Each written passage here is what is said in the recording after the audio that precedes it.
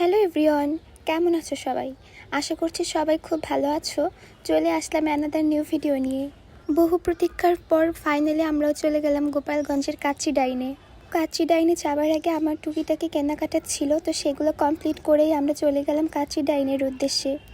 ঈদের টাইমে প্রচণ্ড ভিড় থাকায় আমরা যাবার মতো দুঃসাহস দেখাইনি, কিন্তু ঈদের এতদিন পর যাবার পরেও দেখি এত ভিড় যেটা আমাদের কল্পনারও বাইরে ছিল।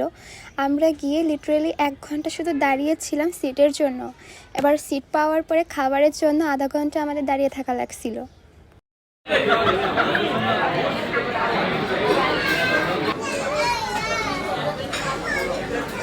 এবার সব থেকে ফানি বিষয়টা হচ্ছে আমি না কাচ্চিই খাই না।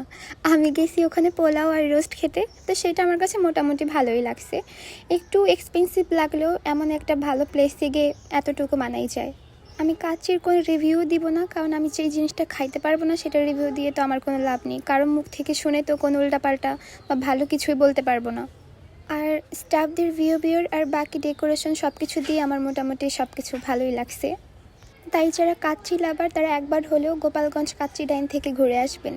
এই ছিল আজকের মিনি ব্লগ। কেমন লাগলো কমেন্ট করে জানাবেন, ভালো লাগলে লাইক কমেন্ট শেয়ার করবেন। Bye bye guys, love you.